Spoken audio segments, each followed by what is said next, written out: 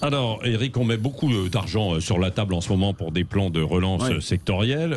Il faut quand même dire, Eric, vous qui êtes aussi un spécialiste économique, l'argent magique, ça n'existe pas. Ah bah oui, non, ça n'existe pas. Il faudra bien rembourser quand même, quoi. Alors que la récession est profonde et le chômage s'envole. Bah oui, en matière de crise économique annoncée, la France, je le redis malheureusement, est quasiment le plus mauvais élève de la classe des pays développés après cette crise sanitaire. Alors quasiment le plus mauvais élève de la classe, le chiffre il est connu, moins 11% de récession, c'est un manque de chiffre d'affaires, passez-moi l'expression, un manque de chiffre d'affaires pour l'économie française de 250 milliards d'euros. Et pourtant, Patrick, vous l'avez rappelé, l'État français ne cesse de mettre de l'argent sur la table, plus que les autres, 135 milliards d'euros en tout pour relancer l'économie. Évidemment, ce sont des chiffres qui dépassent l'entendement. Je vais juste en rajouter un supplémentaire pour vous montrer l'étendue quand même du problème. La France va devoir lever dans les mois qui viennent 260 milliards d'euros de plus sur les marchés financiers. C'est colossal. Et c'est dangereux parce que, comme vous l'avez dit, Patrick, il n'y a pas d'argent magique, mais surtout, les taux d'intérêt qui sont en train de remonter risquent de rendre insupportables les remboursements de ces dettes qui s'accumulent, alors que l'efficacité, pour l'instant, n'est pas du tout au rendez-vous. Oui, mais alors que faire pour relancer l'économie ? Sur quel bouton faut-il appuyer ?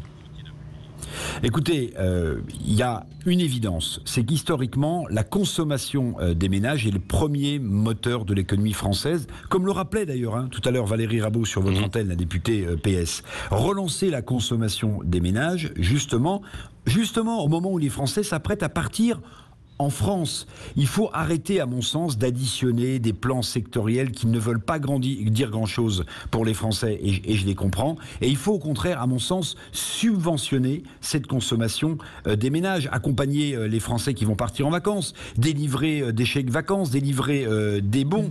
Imaginez, Patrick et Cécile, les Français ont épargné pendant ce confinement, le chiffre est colossal, il est rond, 100 milliards d'euros. On a épargné collectivement, pour ceux qui le pouvaient, 100 milliards d'euros. Ça sert à rien pour l'économie à court terme. Ça sert juste, et on comprend, à garantir un avenir incertain. C'est ce que les économistes appellent de l'épargne de précaution. On épargne parce qu'on a peur de l'avenir. Mais pour l'économie française, malheureusement, ça sert à rien à moyen terme. Ouais, c'est ça la question centrale. Peut-être la confiance, Eric.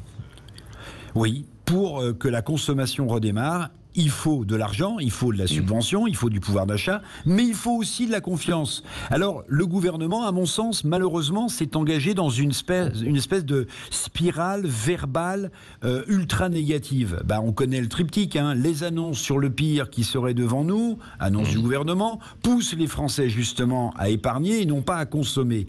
La confiance est centrale, c'est le ressort psychologique de la consommation des ménages. Alors peut-être que le gouvernement noircit aussi un peu le trait pour démontrer a posteriori son efficacité politique, mais arrêtons les calculs politiques, soyons dans l'efficacité. Et puis je vais vous dire, dimanche à 20h, le chef de l'État, dans son adresse à la nation, doit redonner à mon sens du souffle et de l'espoir. La confiance est à ce prix-là, l'économie française en a besoin, on a urgemment besoin. La question, c'est est-ce que la confiance peut être encore inspirée et incarnée par le président de la République ? Tout va dépendre de cela. Redonner de l'espoir et redonner de la confiance, ça peut donner un coup de fouet nettement plus fort que les plans d'aide qui s'accumulent et qui pour l'instant sont inefficaces. Écoutez, on va suivre ça. Merci Eric Revel pour cet édito très complet. Donc évidemment, vous avez raison.